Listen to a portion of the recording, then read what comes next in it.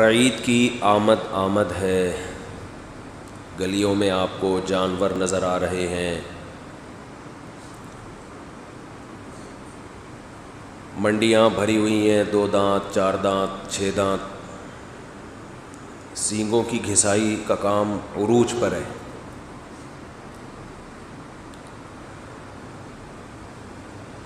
یہ ایک رونق ہے،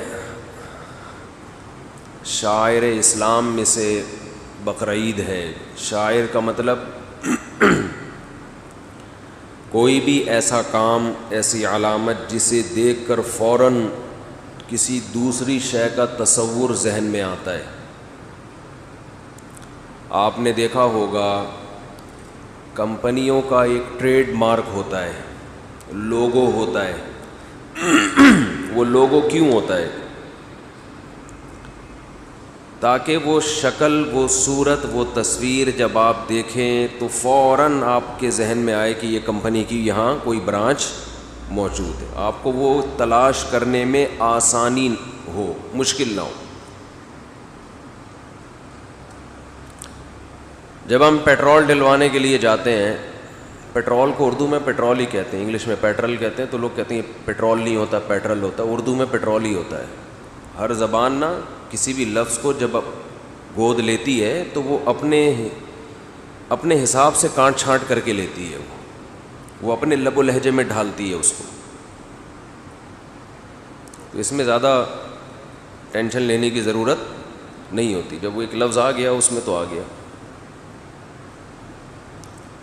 اب کہتے ہیں نا بم پھٹائے، تو بم تو نہیں بوم ہوتا ہے، بوم پھٹائے، تو بھئی اردو میں وہ بم ہی ہے، بس دعا کرو پھٹے نہیں، چاہے وہ بم ہو یا وہ بوم ہو، اس پہ زیادہ فوکس کرو کہ پھٹے نہیں۔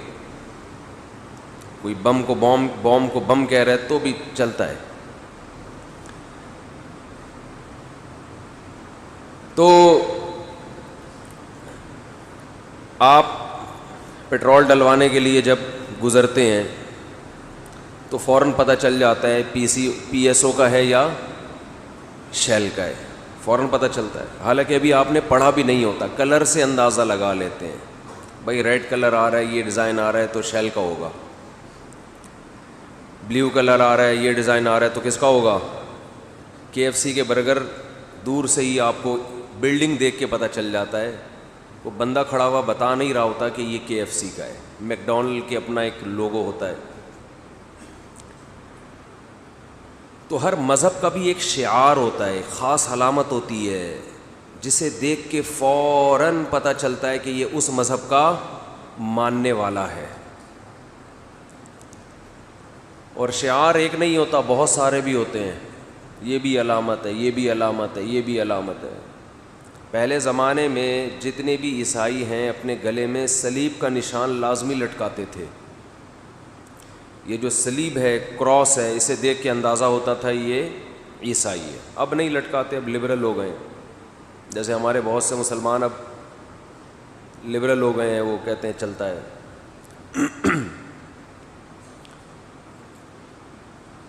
تو ایسے ہی ہر مذہب کا کوئی علامت، کوئی نشان، تو اسلام کے شعائر میں سے ایک شعیرہ، ایک شعار وہ بقرعید بھی ہے کہ مسلمان جب عید الاضحیٰ آنے والی ہوتی ہے، ذی الحجہ کی 10 تاریخ آنے والی ہوتی ہے، تو مسلمان جانور ذبح کرنے کے لیے اللہ کے ہاں قربانی پیش کرنے کے لیے تیار ہو جاتے ہیں۔ یہ عبادت دنیا کے کسی اور مذہب میں اس طرح سے نہیں ہے، اور یہ عبادت پچھلے مذہبوں میں تھی، یہودیوں میں بھی تھی، عیسائیوں میں بھی تھی، مگر یہود و نصارہ میں جو فنٹر قسم کے علماء پیدا ہوئے، جنہوں نے جو لبرل قسم کے نا، جنہوں نے ہر چیز کو لاجک اور ایکچولی یہ تو اس لیے تھا، ان کے ہاں جب لبرل لوگ پیدا ہوئے نا، تو ایسے مولانا بھی پیدا ہوئے جنہوں نے ان لبرل لوگوں کو خوش کرنے کے لیے دین اور مذہب میں کانٹ چھانٹ بولو شروع کر دی کہ پبلک خوش رہے۔ تو انہوں نے دوسری شادی پہ پابندی بھی لگائی کہ عورتیں اس کو پسند نہیں کرتی اس لفظ کو. قربانی پہ پابندی لگائی کہ یار اتنے پیسے کسی غریب کو دے دو تو غریب بھی خوش ہو جائے گا, اور جو مولوی ایسی تقریریں کرے گا غریب اس مولانا سے بھی کیا ہو جائیں گے, بولنا پڑے گا, خوش ہو جائیں گے. اگر میں یہ بیان کروں کہ جتنے کا آپ کٹا لے کر آ رہے ہو ایک بچھڑا, اتنے پیسے کسی غریب بیٹی کو جہیز دے دو, ایک مثال دے رہا ہوں, تو لبرل لوگ اس نعرے سے بہت زیادہ خوش ہوں گے کہ یار زبردست بات کی, point to be noted, point کی بات کی ہے مفتی صاحب نے. انسانیت کی خدمت ہمارا نصب العین ہونا چاہیے. تو لاجک ہر چیز کی وہ تلاش کر کے دین اور مذہب کا کیا کر دیا انہوں نے, بیڑا غرق کر دیا. آج بھی ہمارے یہاں کچھ اسی قسم کی چیزیں چل رہی ہیں. یہ جو قربانی ہے نا, قربانی بقرعید کی, اس کا ایک بہت بڑا فلسفہ یہ ہے. تو میرا گلا پتہ نہیں کیوں آج نہیں, پانی سے اس کا کوئی تعلق نہیں ہے. یہ پراٹھے کا مسئلہ ہے, مسئلہ سارا کہاں ہے. پراٹھے چھوڑنے پڑیں گے, تیل والی چیزیں چھوڑنی پڑیں گی.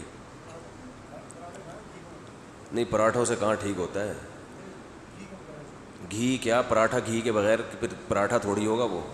یہ ایسا ہی ہے جیسے ایک صاحب کہہ رہے تھے ٹی وی میں اگر تصویر نہ ہو تو پھر حلال ہے. دیکھیے بڑے مفتی ہیں, میں نے خود سنا ان سے, کہہ رہے ہیں اگر ٹی وی میں تصویر نہ ہو تو پھر کیا ہے وہ پھر ٹی وی تھوڑی, پھر تو ریڈیو اتنا بڑا ریڈیو بن جائے گا, پھر وہ تو ویسے ہی حرام ہو جائے گا کہ ریڈیو اتنا بڑا کیوں ہے. تو ایسا ہی ہے پراٹھا گھی یا تیل کے بغیر, تو ایسے ہے کہ آپ یہ تو کوئی بھی نہیں آئے گا, ایسی باتیں کریں گے تو کوئی بھی نہیں آئے گا. دکان پہ لکھ کے لگا دیں ہمارے ہاں بغیر گھی کے پراٹھے دستیاب ہیں.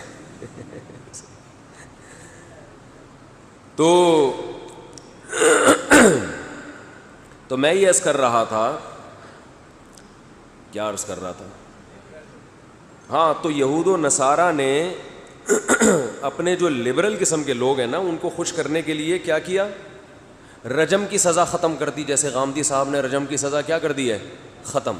بڑی وحشیانہ سزا ہے نا. شادی شدہ مرد, شادی شدہ عورت اگر زنا کرے تو اسلام کہتا ہے کہ ان کو زمین میں گاڑ کے پتھروں سے مار کے ہلاک کر دو. اب یہ چیز انسان ذہنی طور پر اس سزا کو قبول نہیں کرتا, خاص طور پہ جس نے یہ جرم کر لیا وہ تو کبھی بھی نہیں مانے گا کہ یار یہ کیا ہو رہا ہے, ویسے ہی گردن اڑا دو بھائی اگر مارنا ہے, کیا خیال ہے.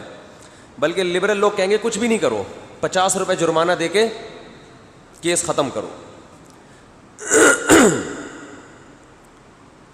کیونکہ ان کی نظر میں یہ جرم اللہ کا جرم ہے نا, تو اللہ کے جرم کی کوئی برائی ان کے دلوں میں ہے نہیں. ان کے یہ صرف انسانوں کے حقوق جانتے ہیں, خدا کا مخلوق پر کیا حق ہے یہ ان کی ڈکشنری میں ہے ہی نہیں.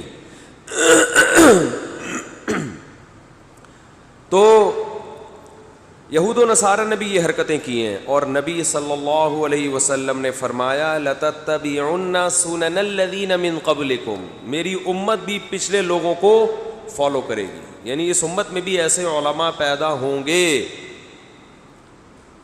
جو وہی حرکتیں کریں گے جو کنہوں نے کی ہیں, یہود و نصارہ نے. فرق یہ ہے کہ یہود و نصارہ میں سارے غلط ہو گئے تھے, جبکہ نبی نے یہ خوشخبری دی ہے کہ میری امت گمراہی پہ جمع نہیں ہو سکتی. اس میں دونوں چیزیں چلیں گی, اہل حق بھی اور اہل باطل بھی. سارے اہل باطل نہیں ہو سکتے. اگر کوئی ایسا دین پیش کر رہا ہے جس سے یہ تصور آ رہا ہے کہ یہ سارے غلط تھے اور میں صحیح ہوں, تو اس کا مطلب یہ 100% غلط ہے, کیونکہ سارے غلط نہیں ہو سکتے. بلکہ نبی کی حدیث کا مفہوم ہے ظاہرین علی الحق, ایک جماعت حق پر غالب رہے گی. یعنی وہ چھوٹی جماعت نہیں ہوگی بلکہ بہت بڑی جماعت ہوگی. تو یہود و نصارہ نے کیا گڑبڑ کی, دوسری شادی پہ پابندی لگائی. عورتیں اس ٹاپک سے کیا ہوتی ہیں, بولو, ناراض. پہلی بیوی کے آنسو دیکھے انہوں نے, ترس آتا ہے یار اس بیچاری کا کیا قصور, نے ختم. حالانکہ ان کے مذہب میں 4 سے زیادہ کی اجازت تھی, تو انہوں نے 4 کی کو بھی نہیں رکھا. انہوں نے کہا یار یہ تو عورت بیچاری روتی ہے, سالوں کو تکلیف, سسر کو تکلیف, چھوڑا یار یہ ختم. قربانی کا فلسفہ انہوں نے کیا کر دیا کہ کیا جانور کٹ رہا ہے بھائی, تڑپ رہا ہے, ٹانگیں مار رہا ہے, خون نکل رہا ہے, یہ عجیب بھیانک والا منظر, اف. تو بہتر نہیں ہے یہ پیسے کسی مسکین کو دے دو, غریب کو دے دو, ٹرسٹ کو دے دو. تو آہستہ آہستہ نا تبدیلیاں ہوتے ہوتے ہوتے نماز روزہ بھی مارکیٹ سے کیا ہو گئے, شارٹ. اب پتہ ہی نہیں ان کا رمضان کب آتا ہے کب جاتا ہے, کوئی پتہ چلتا ہے عیسائیوں کے.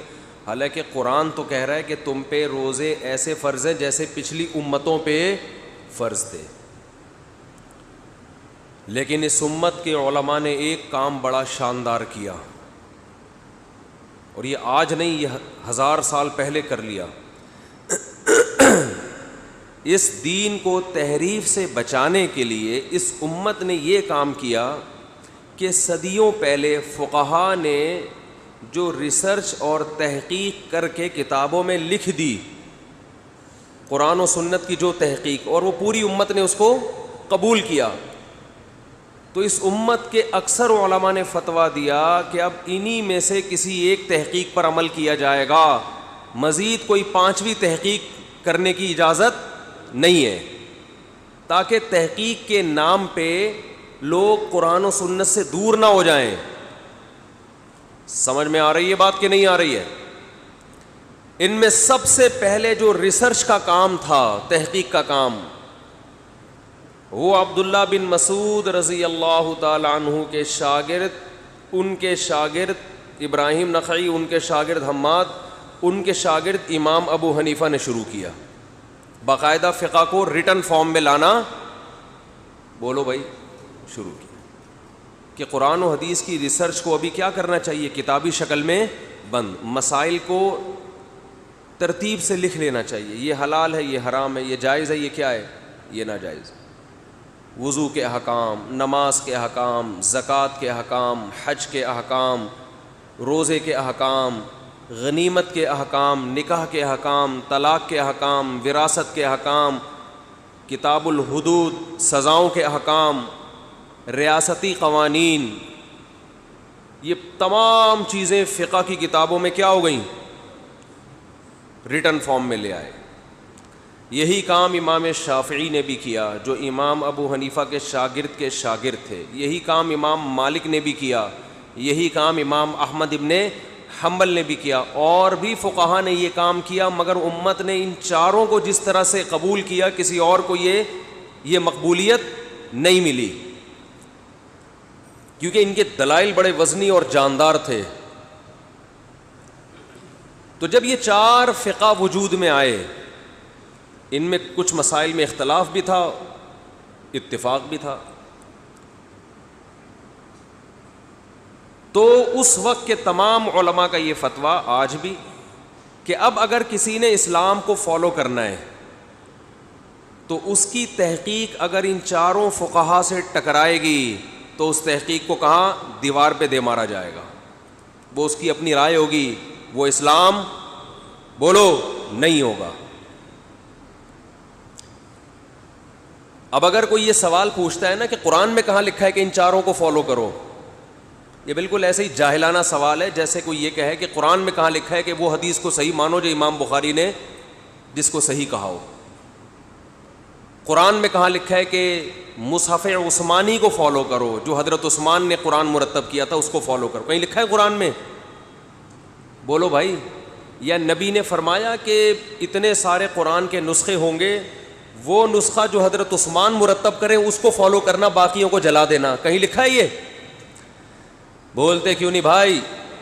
حضرت عثمان کے دور میں ہر آدمی نے اخپل طریقے سے قرآن لکھا ہوا تھا, ہر ایک کی ترتیب دوسرے سے بولو نا ڈیفرنٹ تھی, مختلف تھی. حضرت حذیفہ نے حضرت عثمان کو خط لکھا کہ امت کو آپ اس اختلاف سے بچائیں جو یہود و نصارہ میں ہوا تھا. ان کی تورات میں تحریفیں شروع ہو گئیں, تو اس امت میں بھی قرآن میں کیا ہوں گی, لڑائیاں. ہر آدمی کی اپنی ترتیب ہے, ایک ترتیب پہ قرآن جمع ہونا چاہیے. حضرت عثمان نے صحابہ کو جمع کر کے ایک ترتیب پہ قرآن مرتب کیا اور باقی تمام نسخے جلا دیے، ختم کرا دیے، حالانکہ نبی نے اس کا حکم بولو نہیں دیا تھا۔ اور یہ جو قرآن ہم جس ترتیب سے ہم پڑھتے ہیں، پہلے سورہ بقرہ، آل عمران، نبی نے یہ ترتیب متعین بولو نا نہیں کی ہے، لیکن آپ اس ترتیب کو چینج کر سکتے ہو؟ اب کوئی نیا قرآن لے کر آئے، یہی قرآن ہو لیکن ترتیب چینج ہو، مان لو گے اس کو؟ اور وہ یہ دلیل دے کہ قرآن میں کہاں لکھا ہے یا حدیث میں کہاں ہے کہ یہ والی ترتیب کو فالو کرنا ہے، وہ والی ترتیب کو فالو نہیں کرنا۔ جیسے یہ جاہلانہ اعتراض ہوگا، اسی طرح یہ بھی ایک جاہلانہ اعتراض ہے کہ 4 فقہ کو فالو کرنے کا کہاں حدیث میں لکھا ہوا ہے، 5واں کیوں نہیں بنا سکتے ہم؟ اور اس سے بڑی جہالت یہ ہے کہ وہ یہ کہیں کہ ہم چاروں کو نہیں مانتے، ہم صرف قرآن و حدیث کو مانتے ہیں۔ اس کا مطلب یہ چاروں تورات اور انجیل کو مانتے تھے، قرآن حدیث کو ماننے والے اب پیدا ہوئے ہیں 15ویں صدی میں۔ انہوں نے گویا تورات اور انجیل پہ ریسرچ کر کے یہ مسائل لکھے ہیں۔ لفاظی یا لفاظی، جیسے عورتوں کے حقوق کے نام پہ عورت کا استحصال ہو رہا ہے نا، عورت کی آزادی کے نام پہ بیڑا کس کا غرق ہو رہا ہے؟ عورت کا۔ ایسے ہی قرآن و حدیث کی تحقیق کا نام پیش کیا جا رہا ہے، بیڑا قرآن و حدیث کا غرق کیا جا رہا ہے۔ امت لیبل اتحاد کا لگایا جا رہا ہے کہ ہم چاروں فقہ کو ختم کرتے ہیں، ایک قرآن پہ آ جاؤ، ایک حدیث پہ، لیبل اتحاد کا، لیکن عملاً 5واں فرقہ نکالا جا رہا ہے، ٹھیک ہے نا؟ کوئی 6واں نکال رہا ہے، کوئی 7واں نکال رہا ہے، کوئی 8واں نکال رہا ہے، اور لیبل سب نے بڑے خوشنما کہ ہم کیا کر رہے ہیں، امت کو متحد کر رہے ہیں۔ یہ ایسا ہی ہے جیسے کوئی کہے کہ میں قرآن لکھوں گا اور ایک کتاب میں جمع نہیں کروں گا اس کو، میں بقرہ سورہ بقرہ الگ ہوگی، صحیفوں پہ جیسے چمڑوں پہ ہوا کرتی تھی نا، اور اس طرح سے اب قرآن چھپے گا۔ سورہ بقرہ کی چند آیتیں ایک پیج پہ ہوں گی، آل عمران کی کچھ الگ چمڑے پہ ہوں گی، چمڑوں پہ لکھوں گا، کاغذ پہ بھی نہیں، اور اس طرح ایک مٹکے میں کاغذ کو جمع کروں گا، یہ قرآن ہے۔ اسے کوئی کہ بھائی یہ کون سا طریقہ؟ کہہ رہے ہیں نبی کے دور میں ایسا ہی ہوا کرتا تھا، نبی کے دور میں قرآن واقعی ایسا ہی جمع ہوتا تھا۔ تو ہم کہیں گے جب ایک خلیفہ راشد نے ایک کام کیا امت میں جوڑ پیدا کرنے کے لیے، سب نے مان لیا، تو آپ کو بھی چاہیے اس کو مان لو۔ تو اسی طرح قرآن و سنت کے نام پہ جو ریسرچ کا کام ہے یہ کمپلیٹ پہلے ہو چکا ہے، اب نئی ریسرچ کی ہمیں چندہ ضرورت نہیں ہے۔ یہ نئے فتنے آ کے آپ کو ریسرچ کے نام پہ الو بنا رہے ہیں۔ 3 طلاقوں کا 3 ہونا یا 1 ہے یا 3 ہے، یہ ریسرچ آج سے 1200-1300 سال پہلے، 1400 سال پہلے کمپلیٹ ہو چکی ہے۔ پوری امت کا اجماع ہے کہ 3 ہوتی ہیں۔ اب اگر کوئی نیا فتویٰ لا کے دے رہا ہے کہ 3 1 ہوتی ہیں، اس کی ریسرچ اٹھا کے اس دیوار پہ مار دو، سمجھ رہے ہو؟ بولے زیادہ فنٹر بننے کی ضرورت نہیں ہے، یہ ریسرچ ہو چکی ہے۔ چاہے وہ کتنے ہی خوشنما نعرے لگا رہا ہو، قرآن، میں صرف قرآن حدیث کو مانتا ہوں، میں صرف یہ جو منکرین حدیث ہے نا، یہ صرف قرآن کو مانتے ہیں، کہتے ہیں ہم صرف اللہ کے کلام کو مانتے ہیں، اللہ کے کلام، ایسے اللہ کا لفظ بڑا گاڑا گاڑا استعمال کر، حالانکہ اللہ کو مانتے ہوتے تو حدیث کو بھی مانتے۔ اسی طرح جو قرآن اور حدیث کو مانتا ہے، اگر وہ واقعی مانتا ہے تو فقہا کو مانے گا، وہ مانے گا فقہا کو، کیونکہ قرآن اور حدیث نہیں بتایا ہے کہ ہر ایک کی سمجھ ایک جیسی نہیں ہوتی۔ اس امت میں کچھ فقہا ہوں گے اور کچھ عام لوگ ہوں گے، عامی آدمی کا کام ہے فقہا کو فالو کرنا، یہ قرآن و سنت ہی سے ثابت ہے۔ اگر کوئی خود فنٹر بن کے سب کچھ بنا ہوا ہے، وہ قرآن و سنت کو ماننے کا لیول لگا رہا ہے، حقیقت میں وہ قرآن و سنت کو نہیں مانتا۔ سمجھتے نہیں ہو نا بات کو، جب نہیں پڑھو گے رات کو تو کیسے سمجھو گے بات کو؟ رات کا مطالعہ بہت ضروری ہے۔ اچھا خیر، تو ہمارا یہ ٹاپک نہیں ہے، میں تو یہ بتا رہا ہوں کہ اس امت میں بہت بڑی گمراہی سے ائمہ اربعہ نے، امام ابو حنیفہ، مالک، شافعی اور احمد ابن حنبل نے، ان لوگوں نے اس امت کو بچا لیا ہے۔ اگر یہ فقہ مدون نہ ہوتا، 1200-1300 سال پہلے ریٹن فارم میں نہ آتا، تو ہر نیا مفتی قرآن و سنت کے نام پہ نئی کتاب لکھ رہا ہوتا، سمجھ رہے ہو؟ اور آج چونچو کا مربع بن چکا ہوتا دین۔ تو اس لیے امت کہتی ہے کہ انہی میں سے کسی ایک کو فالو کیا جائے، اور جب بھی اسلامی حکومتیں دنیا میں آئی ہیں، انہی میں سے کسی ایک فقہ کو ایز اے لا نافذ کیا گیا ہے۔ افغانستان میں جب سے اسلام آیا فقہ حنفی ہے، آج بھی ہے، لاء کا حصہ ہے. خلافت عثمانیہ 700-800 سال چلی ہے، فقہ حنفی تھا. اس سے پہلے خلافت عباس جو تھی اس میں بھی زیادہ تر فقہ حنفی نافذ تھا. اندلس میں فقہ مالکیہ تھا.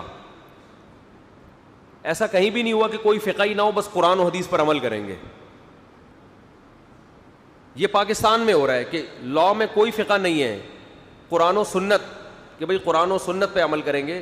لیکن جس کا جب جی اٹھتا ہے قرآن و سنت کی غلط تشریح کر کے لاء پاس کر کے بولو نافذ کر دے. خلا کا دیکھو نا، یہ جو آج کل عدالتوں میں خلا دیا جا رہا ہے، اس پہ قرآن و سنت کا لیبل لگایا ہوا ہے. جج وہ قرآنی آیتیں باقاعدہ پڑھ رہا ہوتا ہے، حالانکہ ان آیتوں کا وہ مفہوم کوئی بھی بیان نہیں کرتا جو مفہوم عدالت بیان کر رہی ہے. لیکن لیبل کیا لگا دیا؟ بولو قرآن و سنت. تو جب ایک فقہ کے پابند نہیں ہوتے نا تو پھر یہ ہوتا ہے. سمجھتے ہو؟ تو یہ اللہ کا بڑا فضل ہے کہ اسلامی قانون صدیوں پہلے ریٹن فارم میں آ گیا. فقہاء نے بتا دیا کہ بقرعید میں قربانی کا مطلب قربانی ہی ہے، کچھ اور اس کا مطلب بولو نہیں ہے. چاروں فقہ میں، فقہ حنفی میں بھی، مالکی میں بھی، شافعی میں بھی، حنبلی میں بھی، فقہاء نے واضح طور پہ لکھ دیا کہ اگر آپ بقرعید کے دنوں میں اللہ کا تقرب، اللہ کا قرب حاصل کرنا چاہتے ہیں تو آپ کو جانور کی گردن بولو کاٹنی پڑے گی. اس امت نے اسلامی قانون کی حفاظت کی اور دین میں تحریف کے دروازوں سے روک لیا. اب قربانی کا مطلب کیا ہے؟ قربانی جانور کٹے گا. اتنے پیسے کسی غریب کو دیں گے تو قربانی ادا نہیں ہوگی. لیکن یہ 3 دن تک سہولت ہے، 10، 11، 12. چوتھے دن جانور کاٹنا عبادت نہیں ہے، 5ویں دن جانور کاٹنا عبادت نہیں. اس لیے میں بار بار کہتا ہوں صدقے کے بکرے کا اسلام میں کوئی تصور نہیں ہے. جانور کاٹنا ان 3 دنوں میں عبادت ہے. حتیٰ کہ فقہاء نے لکھا ہے ان 3 دن میں قربانی نہیں کر سکے، چوتھے دن جانور ملا، آپ کو گم ہو گیا تھا، اب اسے کاٹو نہیں. اب قربانی کا ٹائم کیا ہو گیا؟ ختم. اب وہ جانور پورا صدقہ کر دو. اگر کاٹ دیا تو گوشت صدقہ کر دو اس کا. لیکن اب کاٹنا کوئی عبادت نہیں ہے، وہ قربانی نہیں کہلائے گی، اب صدقہ کرنا پڑے گا. سمجھ رہے ہو کہ نہیں سمجھ رہے؟ اب صدقہ کرنا پڑے گا آپ کو. تو صدقہ عام دنوں میں عبادت ہے. 3 دن گزر جائیں صدقات و خیرات، اس میں جانور کاٹنا عبادت نہیں. اور ان 3 دنوں میں نبی صلی اللہ علیہ وسلم نے فرمایا اللہ کو جانور کا خون بہانے سے زیادہ کوئی عمل محبوب نہیں ہے. تو اس لیے قربانی خوش دلی کے ساتھ کیا کریں، اور یہ لبرل لوگوں کی باتوں میں نہ آیا کریں. اتنا موٹا کٹا اٹھا کے لے آئے، یہ پیسے کسی غریب کو دینے کے لیے پورا سال ہے. اور اللہ کا شکر ہے جو قربانی خوش دلی سے کرتے ہیں وہ غریبوں کی مدد بھی خوش دلی سے کرتے ہیں.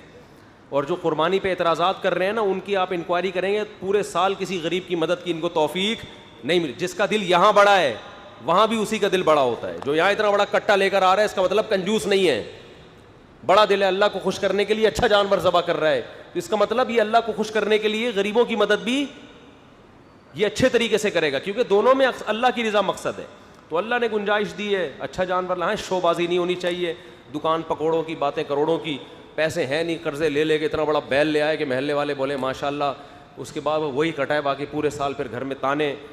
قرآن نے کیا کہہ رہا ہے کہ نہ اتنے کنجوس بنو کہ ہاتھ گردن سے باندھ لو، نہ اتنا ہاتھ پھیلاؤ کہ کل دوسروں سے بھیک مانگنی پڑے. تو اپنی چادر دیکھ کر پاؤں پھیلائیں. ہر ایک کی چادر دوسرے سے مختلف. لوگ کہتے ہیں 20 لاکھ کا بیل کاٹ دیا، کتنا اسراف ہے. میں کہتا ہوں بھائی اس کی 1 کروڑ 2 کروڑ روپے اس کی آمدن ہے، اس کے لیے 20 لاکھ 20 روپے کے برابر ہیں. تو ایک نارمل آدمی کے لیے 20 لاکھ اسراف ہوگا، ایک کروڑ پتی کے لیے 20 لاکھ اسراف نہیں ہوگا. تو اسراف کی ڈیفینیشن ہر ایک کے لیے ایک جیسی نہیں ہے. لوگ کہتے ہیں نا ولیمے میں اتنا کھلا دیا اسراف ہے. بھائی غریب آدمی ولیمے میں زیادہ کھلائے گا اسراف ہے، کروڑ پتی ولیمے میں کم کھلائے گا تو کنجوسی ہے. تو اسراف ہر ایک کے حق میں الگ ڈیفینیشن ہے اس کی. سمجھتے ہو بات کو؟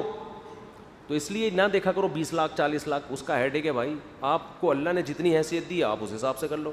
زیادہ آمدن نہیں ہے، ایک گائے میں حصہ ڈال دو، اور گائے بھی ایسی ہو جس میں سوچنا پڑ رہا ہو کہ اس میں حصہ ہے کہ بھی نہیں ہے. ایک دفعہ میں گائے لے آیا، اتنی چھوٹی سی تھی کہ اس میں 7 حصے تھے نا. تو ایک صاحب مجھے کہہ رہے ہیں اس میں 7 ہو بھی جائیں گے کہ نہیں ہو جائیں گے. میں نے کہا کوشش کرتے ہیں. وہ مل گیا تھا، میں اچھا لگ رہا تھا. تو بعض دفعہ ایسا بھی ہوتا ہے، تو بعض دفعہ اتنا بڑا بچڑا ہوتا ہے کہ دل چاہتا ہے کہ کاش اس میں 14 حصے ہوتے. تو جیسی اللہ نے اوقات دی ہے، حیثیت دی، اس حساب سے لے کر آؤ. اپنی حیثیت کو ملحوظ رکھو اور خوش دلی کے ساتھ قربانی کیا کرو. اور جانور پہلے لے آؤ تاکہ اس کی کھلائی پلائی بھی ہو، صحیح ہے نا، اس کو نہلائی دھلائی بھی ہو، اس کے ساتھ سیلفیاں بھی ہوں، ٹھیک ہے نا، اور اس سے تھوڑی محبت بھی پیدا ہو جائے. جب محبت ہوگی تو کٹنے میں تھوڑا غم زیادہ ہوگا، تو اس میں قربانی کا عنصر بھی تھوڑا زیادہ ہے. مجھے یاد ہے بچپن میں ہمارے والد صاحب نے مجھے 3 مہینے پہلے ایک دمبا خرید کے دے دیا تھا قربانی کے لیے. اس دمبے کو میں روزانہ لے جاتا، اس کی سیوا کرتا، اس کو کھلاتا پلاتا، مستنڈا بنا دیا. مجھے اچھی طرح یاد ہے جس دن وہ کٹ رہا تھا میں اس کے سامنے نہیں تھا، میرے آنکھوں سے آنسو نکل رہے تھے اور میں گھر سے باہر چلا گیا. تو یہ قربانی کا عنصر اس میں زیادہ ہے کہ نہیں ہے؟ کیونکہ وہ مجھ سے بہت مانوس ہو گیا تھا. لیکن اللہ نے اس میں جانوروں پہ بھی رحم کیا ہے. ہندو کہہ سکتا ہے اتنا پیارا جانور جو اتنا مانوس تھا کیوں کاٹ دیا؟ نہیں کاٹتے تو اب ویسے ہی بڈھا ہو کے مر چکا ہوتا اب تک. ہندوستان میں ان گایوں کا حال دیکھو جن کو نہیں کاٹتے، بڈھی ہو کے پڑی رہتی ہیں، بھوک پیاس سے مرتی ہیں. تو اللہ نے ان جانوروں پہ بھی رحم کیا ہے. یہ کٹنا ان کے لیے بھی فائدہ مند ہے، ورنہ ان کو کوئی اتنا پروٹوکول دے گا نہیں. ان کی خوراکیں بہت ہیں.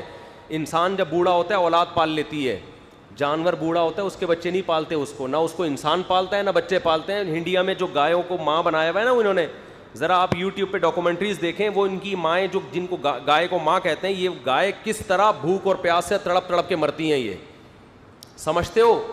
تو اس لیے ان کے حق میں بھی بہتر ہے کاٹ کے کھا جاؤ، یہ ان کے لیے بھی